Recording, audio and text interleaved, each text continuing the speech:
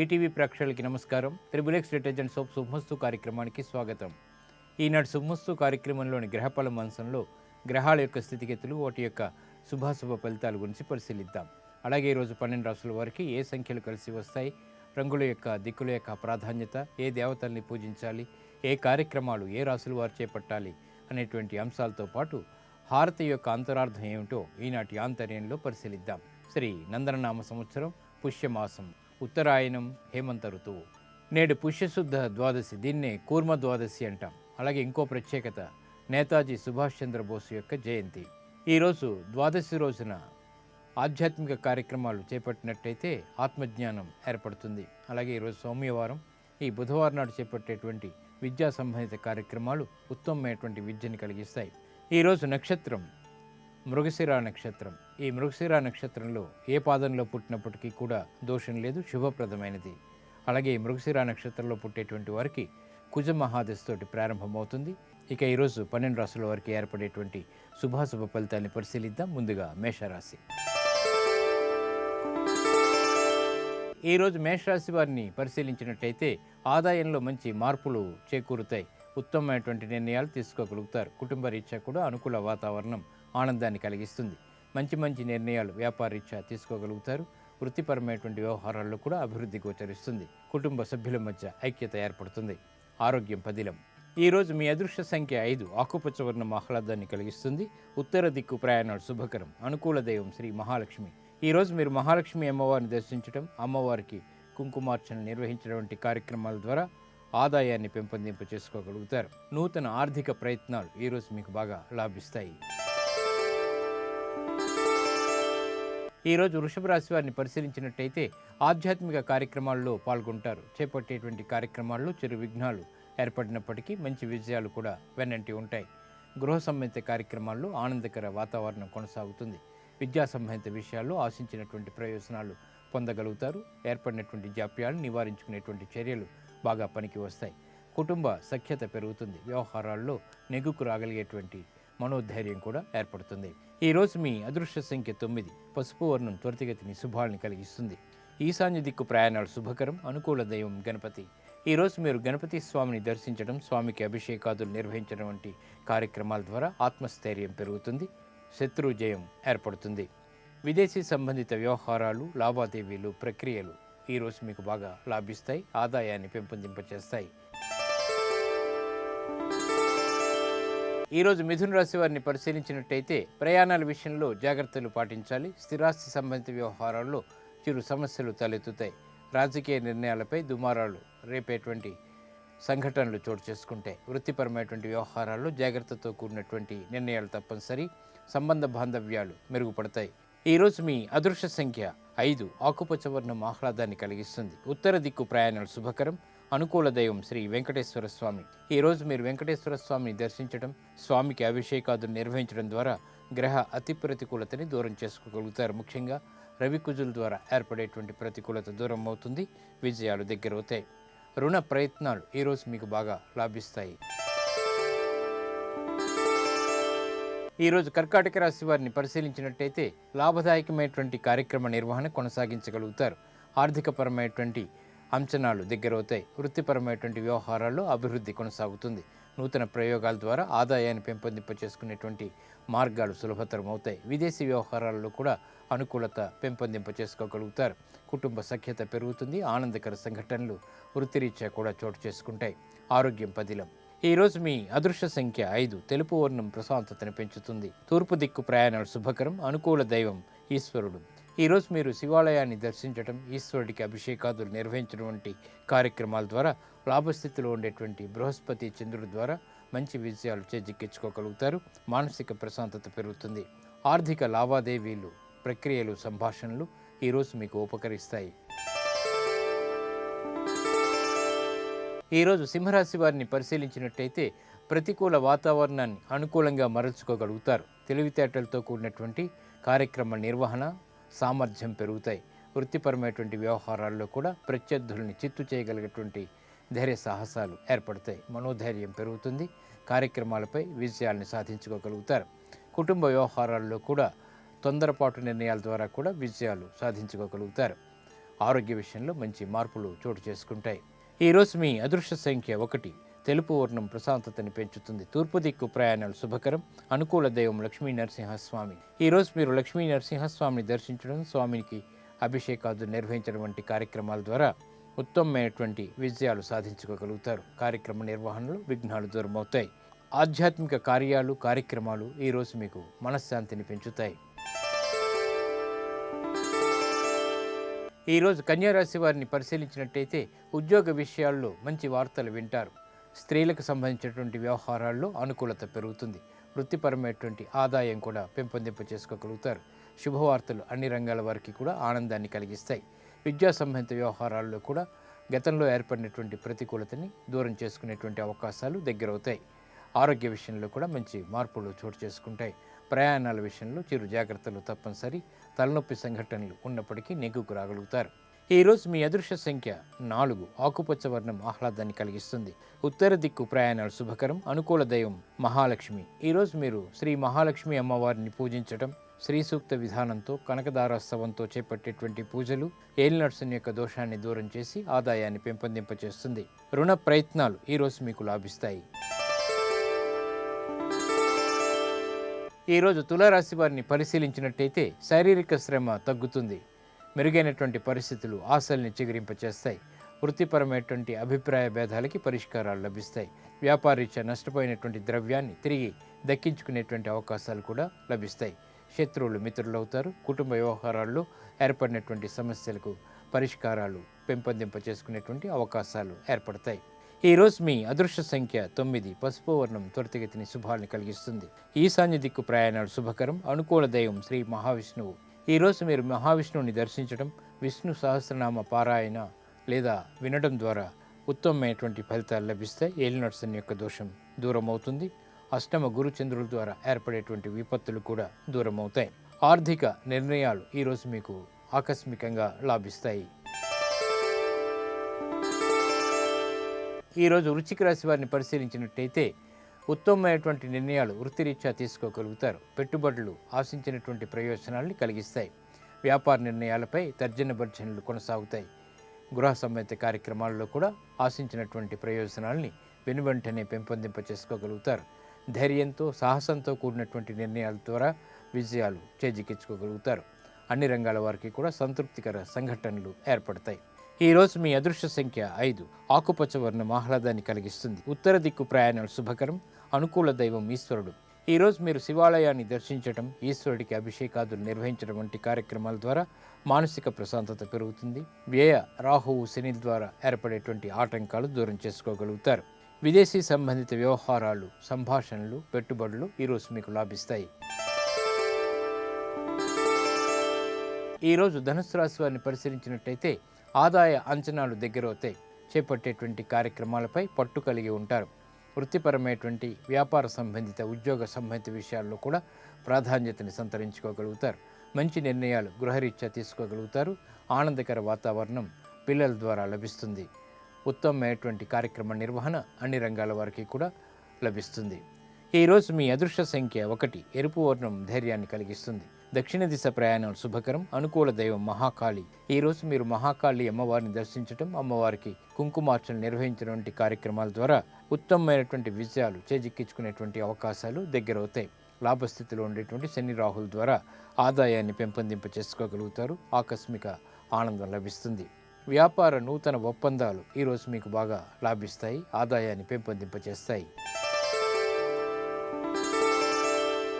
ఈరోజు మకర రాశి వారిని పరిశీలించినట్టయితే ప్రయాణాల ద్వారా ఆశించినటువంటి ప్రయోజనాల్ని పొందగలుగుతారు. వ్యాపార రీత్యా కూడా ఆదాయాన్ని పెంపొందింప చేసుకునేటువంటి మార్గాలు సులభతరం అవుతాయి. వృత్తిపరమైనటువంటి వ్యవహారాల్లో కూడా పట్టుదలతో కార్యక్రమ నిర్వహణ కొనసాగించగలుగుతారు. గృహరీత్యా ఆశించినటువంటి ప్రయోజనాలు పొందగలుగుతారు. ఉత్తమమైనటువంటి ప్రణాళికలు అవలంబింపచేసేటువంటి అవకాశాలు దగ్గరవుతాయి. విద్యా సంబంధిత విషయాలు బాగా అనుకూలిస్తాయి.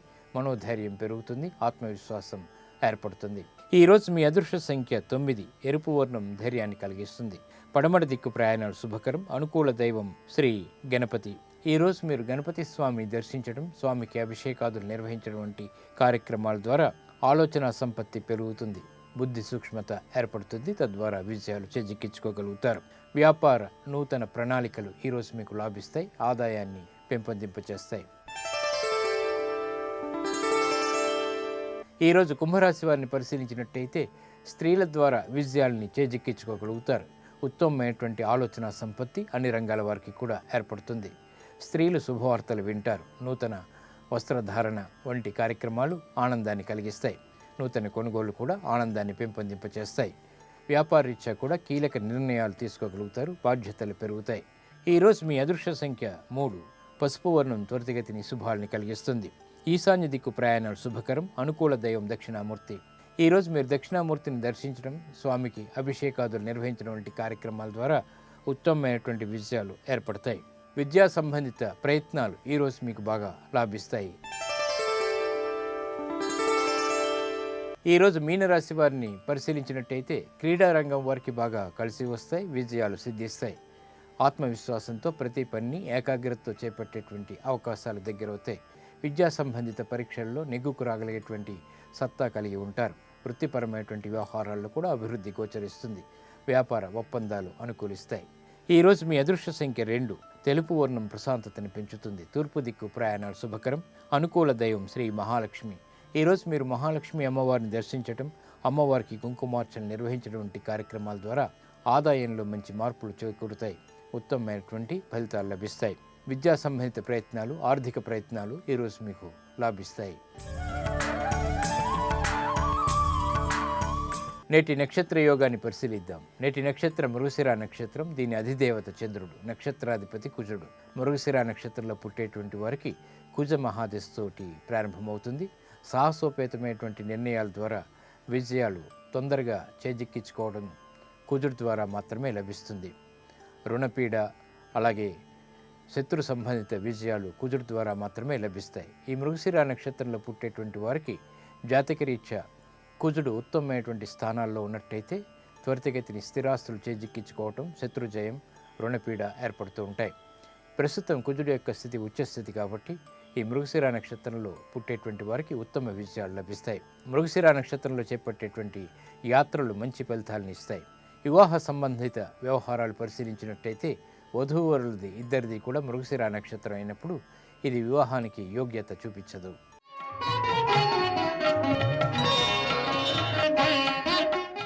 దైవానికి సమర్పించే షోడశ ఉపచారాల్లో హారతి చాలా ప్రధానమైనది.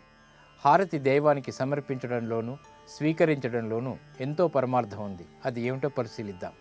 పరంజ్యోతి స్వరూపుడైన పరమాత్మకు హారతి ఇవ్వడం అంటే స్వామి ఆశీస్సులు కోరుతూ మనస్ఫూర్తిగా ఆర్తిగా వేడుకోవటం. హారతిని ముద్ద కర్పూరంతో గాని నేతి ఒత్తులతో కానీ దైవానికి సమర్పించాలి. హారతిని అందుకునేటప్పుడు భగవంతుని యొక్క దివ్య మంగళ స్వరూపాన్ని కళ్ళారా వీక్షిస్తూ కళ్ళకు అద్దుకోవాలి. ఇష్టదైవాన్ని స్మరిస్తూ 3 సార్లు హారతిని పుష్పాంజలిగా సమర్పించాలి. హారతిలో పలు రకాలున్నాయి. 5 ఒత్తులు వెలిగించి హారతి ఇవ్వడం పంచహారతి. దీన్నే పంచప్రదీపం అంటాం. కుంభంపై ఏకవత్తితో కూడినటువంటి హారతిని దైవానికి సమర్పిస్తే అది కుంభహారతి అవుతుంది.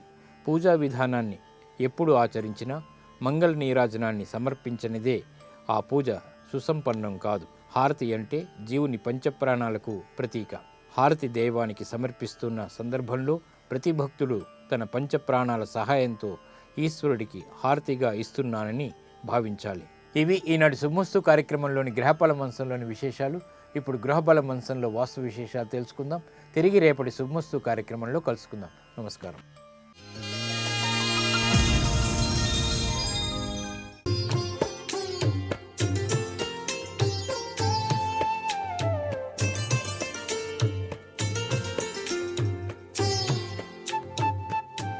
ట్రిపుల్ డిటర్జెంట్ సోప్ శుభమస్తు కార్యక్రమంలో గృహబలం అంశానికి స్వాగతం. బుధవారం నాడు గృహంలో ఎటువంటి పద్ధతులు గనక పాటించినట్లయితే ఆ గృహంలో అందరూ కూడా సుఖ సంతోషాలతో జీవించడానికి ఆస్కారం ఉంటుంది అని చెప్పేసి కూడా మనం భావించాలి. ఎందుచేతనంటే ప్రతి ఒక్క వారానికి కూడా ఒక అధిష్టాన దేవత ఉంటాడు. ఆ దేవతా స్వరూపం యొక్క ప్రభావం గృహంలో నివసించేటువంటి వ్యక్తులపైన ప్రసరింపచేస్తూ ఉంటుంది అనేది ముఖ్యమైన విషయం. అందుచేత బుధవారం నాడు బుధగ్రహానికి సంబంధించినటువంటి విశేషాంశమైన విష్ణుతత్వంతో కూడినటువంటి ప్రభావం అధికంగా ఉంటుంది. అందుచేత ఓం నమో భగవతే వాసుదేవాయ అనేటువంటి చక్కటి యోగవంతమైనటువంటి తత్వాన్ని ప్రతి వాళ్ళు కూడా బుధవారం నాడు అలవాటు చేసుకోవాలి. బుధవారం నాడు విష్ణువుకి సంబంధించినటువంటి పూజలు చేయటం కానీ, విష్ణు సహస్రనామానికి సంబంధించినటువంటి విశేషాంశాలని వినటం కానీ చేయటం చేత ఆ గృహంలో అత్యంత విశిష్టవంతమైనటువంటి ప్రభావం పొడసూపుతుంది అని చెప్పడంలో ఏమాత్రం సందేహం లేదు. అందుకే బుధవారానికి అధిపతి అయినటువంటి బుధుడు అభినయం, హాస్య ప్రసంగం, కళలు, వనస్పతులకు సంబంధించిన గ్రహంగా మనకు శాస్త్రాల్లో చెప్పారు. ప్రధాన దేవత విష్ణుమూర్తి కాబట్టి ఆ విష్ణుమూర్తిని మనం ఎక్కువగా ధ్యానం చేయాలి. బుధవారం నాడు వినాయకుడిని కూడా ధ్యానం చేయటం సర్వే సర్వత్రా కూడా శుభదాయకం. అందుకే శుక్లాం వరదరం విష్ణు అన్నాం, అందుచేత అన్నమాట. ఇక చాలా జాగ్రత్తగా గమనించాల్సిన విషయం ఒకటి ఉందండి. బుధవారం నాడు తప్పనిసరిగా వనస్పతులు, మూలికలను ఉపయోగించేటువంటి తత్వచింతన గొప్పది. మీ గృహిణి బంగారం కొనాలి అని చెప్పేసి భావన చేసినట్లయితే బుధవారం నాడు ఎంచుకోవటం చాలా ఉత్తమోత్తమం. బుధవారం నాడు బంగారం కొంటే అది చాలా అభివృద్ధికరమైనటువంటి ప్రభావంతో విరాజిల్లుతుంది. అంటే ఇంకా ఎక్కువ కొనుక్కునేటువంటి తత్వాన్ని ఆ భగవంతుడు మనకు ప్రసాదిస్తాడు అని చెప్పేసి. అందుకే బుధవారం నాడు బంగారం కొనటం చాలా ఉత్తమం. మొక్కల్ని పెంచడం కూడా చాలా గొప్ప విశేషం. మీ గృహ ప్రాంగణంలో బుధవారం నాడు ఆరోగ్యాన్ని ప్రసాదించేటువంటి ఆకుకూరల పెంపకం చేయటం చాలా మంచిది. అలాగే పెసరపప్పు చక్కగా స్వామివారికి సమర్పించడం చాలా మంచిది. వడపప్పులాగా చేసి ప్రసాదంగా పెట్టడం మంచిది. అలాగే మిఠాయిలు, కేసరి, హల్వా ఇలాంటివి కూడా మీరు ఆహార పదార్థాలు భుజించడం సర్వే సర్వత్రా కూడా శుభదాయకం. ఈ బుధవారం నాడు ముఖ్యంగా ఇంటిలోని గృహిణి కానీ యజమాని గుర్తుపెట్టుకోవాల్సిన విషయం, ఆబోతుకు బెల్లం పెట్టాలి. ఆబోతు అంటే వృషభ వాహనం, శివుని యొక్క వాహనం కదండి. అందుచేత ఆబోతుకు కనుక బెల్లం పెడితే బుధగ్రహం చాలా గొప్పగా పనిచేసి మీ ఇంట్లో అందరూ కూడా సుఖశాంతులతో వర్ధిల్లుతారు. అలాగే బెల్లం, రొట్టె ఇలాంటివి జంతువులకు తినిపించడం చాలా మంచిది. అరటి పండ్లు తప్పనిసరిగా గోమాతకు కనుక పెట్టినట్లయితే బుధుడు ప్రసన్నమవుతాడు అని చెప్పేసి కూడా శాస్త్రంలో ఉన్నది. స్నానం చేసేటువంటి నీటిలో కనుక గృహంలో మీరు నిత్యము కూడా స్నానం చేస్తారు కాబట్టి బుధవారం నాడు మాత్రం మీరు చేసేటువంటి స్నానం నీటిలో కొద్దిగా బియ్యపు గింజలు వేసి స్నానం చేయండి. అద్భుతవంతమైనటువంటి బుధగ్రహ ప్రభావంతో చక్కటి వ్యాపార అభివృద్ధి కలగడానికి ఆస్కారం ఎంతైనా ఉంటుంది సుమా అని చెప్పేసి గృహ వాస్తురీత్యా చాలా విశేషవంతమైనటువంటి ప్రక్రియ. దీన్ని ఆచరించినట్లయితే సర్వే సర్వత్రా కూడా ఆనందకరమైనటువంటి ఆహ్లాదకరమైనటువంటి జీవన విధానంతో మీరు జీవించడానికి ఆస్కారం ఉంటుంది. నేటి వాస్తు సందేహాన్ని గనక పరిశీలించినట్లయితే గృహములోనూ లేక మేము చేసేటువంటి వ్యాపార సంస్థలోనూ అభివృద్ధికరమైనటువంటి ప్రభావాన్ని చక్కగా పొందాలి అంటే వాస్తుశాస్త్రరీత్యా బుధవారం నాడు ఆచరించవలసిన నియమం ఏమిటి అన్నది ప్రశ్న. వ్యాపార అభివృద్ధికి, ఇంట్లో కూడా అందరూ సుఖంగా జీవించడానికి, వ్యాపార అభివృద్ధి కోసం శివాలయంలో కనుక ఆకుకూరల్ని కనుక సమర్పించటం చాలా విశిష్టవంతమైన వ్యాపార అభివృద్ధికి నిదర్శనం. అంతేకాకుండా రావి చెట్టు దగ్గరకు వెళ్ళి చెంబెడు నీళ్లు గనక పోసినట్లయితే వ్యాపార అభివృద్ధి బాగా జరుగుతుంది బుధవారం నాడు. అంతేకాకుండా గృహంలో శాంతియుత సహజీవనం వృద్ధి చెందటానికి, అందరూ కూడా ఆనందంగా ఉండటానికి పక్షులకు ఆహార పదార్థాన్ని తప్పనిసరిగా వేసేటువంటి విధి విధానం అలవాటు చేసుకోవాలి.